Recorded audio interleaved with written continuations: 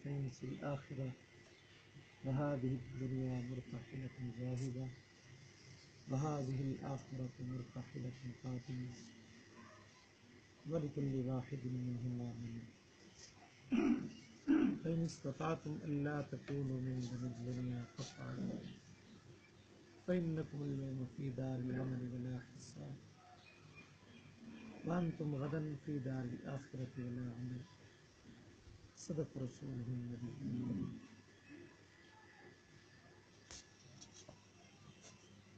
گزشتہ درس حدیث میں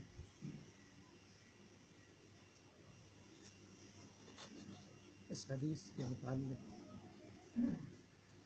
کچھ باتیں کی گئی تھی کہ رسول اللہ صلی اللہ علیہ وسلم نے ارشاد فرمایا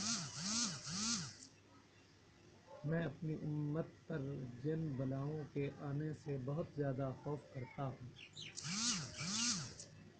ان میں سے دو بہت بڑی ہیں.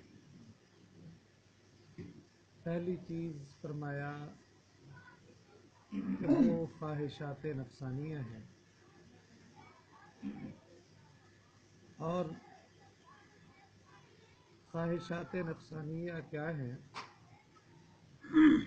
کہ ہر وقت انسان اللہ رب العزت کی نافرمانی میں نفس کی مان کر لگا رہتا ہے اور یہ خواہشات جو ہے فَيَصُدُّ عَنِ الْحَقِّ یہ اس کو حق کے راستے سے روکتی رہتی ہے اور یہ اپنے نفس کی خواہش کے جب تابع ہو جاتا ہے تو پھر یہ اللہ کے حکم کے مقابلے میں برادری کی بات کو مانتا ہے, اللہ کے حکم کو ٹال دیتا ہے, لوگوں کو راضی کرنے کی کوشش کرتا ہے اور رسول اللہ صلی اللہ علیہ وآلہ وسلم نے ارشاد فرمایا جو بندہ اللہ رب العزت کو راضی کرنے کے لیے مخلوق کو ناراض کرتا ہے کہ ایک طرف اللہ کا حکم ہے دوسری طرف برادری ہے, اب یہ اللہ کے حکم کو پورا کرتا ہے اور برادری کی بات کو ٹال دیتا ہے تو فرمایا اللہ رب العزت سارے لوگوں کے مقابلے میں اس کی کفایت کر دیتے ہیں, خود اللہ اس کے کفیل بن جاتے ہیں. اور اس کے مقابلے میں جو بندہ اللہ کے حکم کو ٹال دیتا ہے, دین کے مسئلے کو چھوڑ دیتا ہے اور برادری کی بات مانتا ہے تو فرمایا پھر اللہ رب العزت اس کو لوگوں کے حوالے کر دیتے ہیں, پھر نہ خدا ہی ملا نہ وصال صنم, نہ ادھر کے رہے نہ ادھر کے رہے, نہ اللہ کی رضا نصیب ہوئی, برادری تو کبھی راضی ہوئی ہی نہیں کسی سے. تو اس لیے فرمایا اللہ پھر اس کو اس کی برادری کے حوالے کر دیتے ہیں کہ اب تو ان کی ہی مانتا رہے, ان کے پیچھے ہی چلتا رہے, نہ وہ تجھ سے راضی ہوں گے نہ تجھے رب کو راضی کرنے دیں گے. تو فرمایا دوسری چیز جو ہے وَأَمَّا طُولُ الْأَمَلِ, اور دوسری چیز لمبی لمبی آرزوؤں کے اندر بندہ پھنس جاتا ہے اور وہ کیا کرتی ہیں فَيُنْسِ الْآخِرَةَ, وہ اس کو آخرت کو بھلا دیتی ہیں.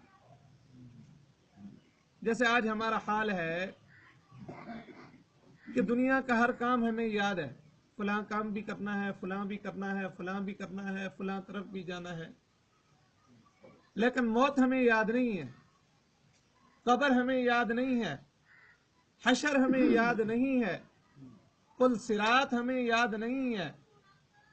ہر ہمارا پروگرام ہے لیکن مرنا ہمارے پروگرام میں شامل نہیں ہے، جبکہ کوئی پتہ نہیں جس کام میں مشغول ہے یہ بھی پورا ہوتا ہے یا اس سے پہلے اس کو موت آ جاتی ہے، یہ تو کوئی علم نہیں ہے۔ لیکن اس کے باوجود ہر کام کی اس کو خواہش ہوتی ہے۔ تو لکھتے ہیں کتابوں والے، ایک بادشاہ تھا، اس نے اپنے ملک کی سیر کا پروگرام بنایا، اپنے خادم سے، اپنے غلام سے کہا کہ جاؤ میرا سب سے اچھا اور قیمتی لباس لے آؤ۔ ایک لباس لایا گیا، پسند نہیں آیا، کہا اس کو لے جاؤ، دوسرا اس سے اچھا لاؤ، تیسرا لاؤ، چوتھا لاؤ۔ سب سے اچھا لباس جو اس کو لگا اس نے وہ اپنے جسم پہ پہنا اور کہا گھوڑے دیکھو، اچھے سے اچھا گھوڑا لاؤ۔ اچھے سے اچھا گھوڑا اور سواری لائی گئی۔ اب یہ اپنی سیر پہ جا رہا ہے، راستے کے اندر کیا دیکھتا ہے؟ ایک فقیر کھڑا ہے، پھٹے پرانے کپڑے ہیں اس کے۔ اس نے کہا یہاں رک جا اور میری بات سن۔ اس نے کہا میرے پاس ٹائم نہیں ہے، پھر تو میرے ساتھ بات کرنا۔ اس نے کہا میں تجھے کہتا ہوں ٹھہر جا اور میری بات سن۔ اس نے کہا میں بادشاہ ہوں، میں تجھے کہتا ہوں میرے پاس وقت نہیں۔ اس نے، فقیر نے اس کے گریبان سے پکڑا اور نیچے گرایا اور کان میں کہا میں تو ملک الموت ہوں، میں تو ملک الموت ہوں، تو کسی اور پروگرام پر جا رہا ہے اور اللہ نے مجھے اس پروگرام پر بھیج دیا ہے کہ میں تیری روح قبض کر کے لاؤں۔ اب کہنے لگا کہ مجھے تھوڑا سا وقت دے دے، مہربانی کر، میں واپس چلا جاؤں، کچھ اللہ کے راستے میں خرچ کر لوں، کوئی نیک عمل کر لوں۔ تو جواب ملتا ہے کہ وَلَن يُؤَخِّرَ اللَّهُ نَفْسًا إِذَا جَاءَ أَجَلُهَا۔ بادشاہ ہے، بیمار پڑ گیا، ڈاکٹروں کو بلا لیا، حکیموں کو بلا لیا، کہنے لگا حکیموں، ڈاکٹروں، بتاؤ میری زندگی کے کتنے دن باقی ہیں؟ انہوں نے کہا اللہ جانتا ہے، لیکن ہمیں یوں ہی لگتا ہے کہ آج کا دن ہے۔ کہنے لگا یوں کرو، میری زندگی کا 1 سال بڑھا دو، آدھی بادشاہت تمہیں میں دیتا ہوں۔ انہوں نے کہا یہ نہیں ہو سکتا۔ کہنے لگا اچھا یوں کرو، 1 مہینہ بڑھا دو، آدھی بادشاہت تمہیں دیتا ہوں۔ کہنے لگے یہ بھی نہیں ہو سکتا۔ کہنے لگا اچھا یوں کرو، 1 دن بڑھا دو، میں تمہیں آدھی بادشاہت دے دوں گا۔ کہا یہ بھی نہیں ہو سکتا، حتیٰ کہ آخر میں کہنے لگا ساری بادشاہت لے لو، میری زندگی کا 1 منٹ بڑھا دو۔ تو انہوں نے یہی جواب دیا کہ وَلَن يُؤَخِّرَ اللَّهُ نَفْسًا إِذَا جَاءَ أَجَلُهَا۔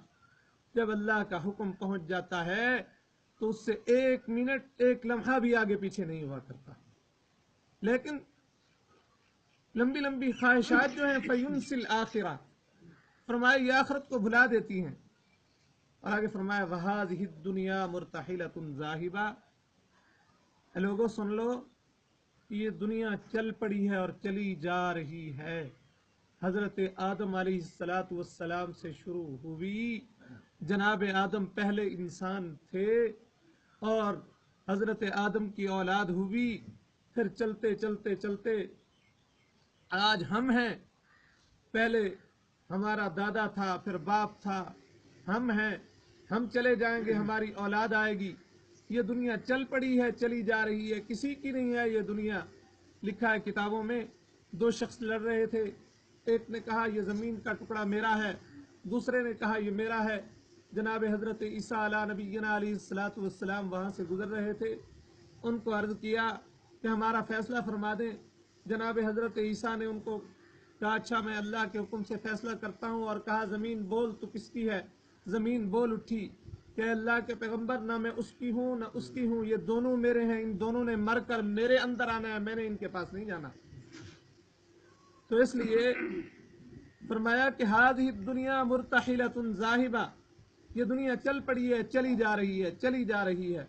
وهذه الآخرة مرتحلة قادمة، فرمایا یہ آخرت چل پڑی ہے اور چلی آ رہی ہے، روز بروز موت قریب آ رہی ہے۔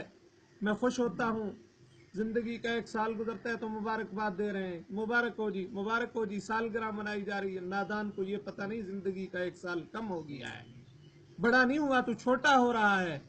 तेरी जिंदगी कम हो रही है, तू बढ़ नहीं रहा, तू ये अपने शुगल में मसरूफ न रहे कि मैं जनाब दुनिया बना रहा हूँ, दौलत बना रहा हूँ, माल जमा कर रहा हूँ।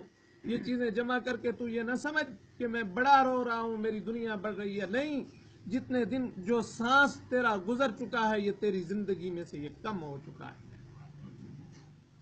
फरमाया वलिकुल्लि वाहिदिन मिनहुमा बनून, और इन दोनों के बेटे हैं, कुछ दुनिया के बेटे हैं, कुछ आखिरत के बेटे हैं। फ़इन इस्तताअतुम अल्ला तकूनु मिन बनी दुनिया, बस अगर तुम ये चाहते हो, तुम अगर ये कुदरत रखते हो कि तुम दुनिया के बेटे ना बनो, तो फफ़अलू, इस पर अमल कर लो। क्यों? इसलिए कि फ़इन्नकुमुल यौम फ़ी दारिल अमल, आज के दिन तुम अमल वाले घर में हो और हिसाब वाले घर में नहीं। आज तुम एक अमल कर रहे हो, अल्लाह तुम्हें एक एक अमल के बदले में 10-10 नेकियां आम हालात में दे रहे हैं। रमजान में अल्लाह रब्बुल इज्जत हर अमल को 70 गुना ज्यादा बढ़ा रहे हैं। लेकिन कल क्या होगा? फरमाया व अंतुम गदन फी दारिल आखिरति वला अमल, जब तुम इस दुनिया से रुखसत हो जाओगे तो उस वक्त तुम आखिरत के घर में चले जाओगे, उस वक्त अमल का वक्त नहीं होगा। आज अमल का वक्त है, आज अमल कर लो। रमजान मुबारक का ये मुकद्दस महीना, इसकी ये मुकद्दस सातें गुजरती जा रही हैं। जो बंदा इसके अंदर ला इलाहा इल्लल्लाहु वहदहु ला शरीक लहू अहदन समदन लम यत्तखिज़ लम यलिद वलम यूलद वलम यकुल लहू कुफुवन अहद एक मर्तबा पढ़ता है, अल्लाह रब्बुल इज्जत उसको 17 करोड़ नेकियां अता फरमा देते हैं। ये छोटे छोटे अमाल हैं। और फिर ये जुमा की रात जो आ रही है, आगे जुमा का दिन है, फरमाया रमजान के हर दिन इफ्तार के वक्त अल्लाह रब्बुल इज्जत 10 लाख आदमियों की मग़फ़िरत फरमाते हैं। लेकिन जब ये जुमे की रात आती है, फिर आगे जुमा का दिन होता है, अल्लाह इसकी हर साथ और हर घड़ी में अल्लाह 10-10 लाख आदमियों की मग़फ़िरत फरमाते रहते हैं। अल्लाह रब्बुल इज्जत हमें भी उन लोगों के अंदर शामिल फरमाए जिनकी इन दिनों में बख्शिश हो रही है। अल्लाह रब्बुल इज्जत हमें अमल की तौफीक अता फरमाए। अल्हम्दुलिल्लाह।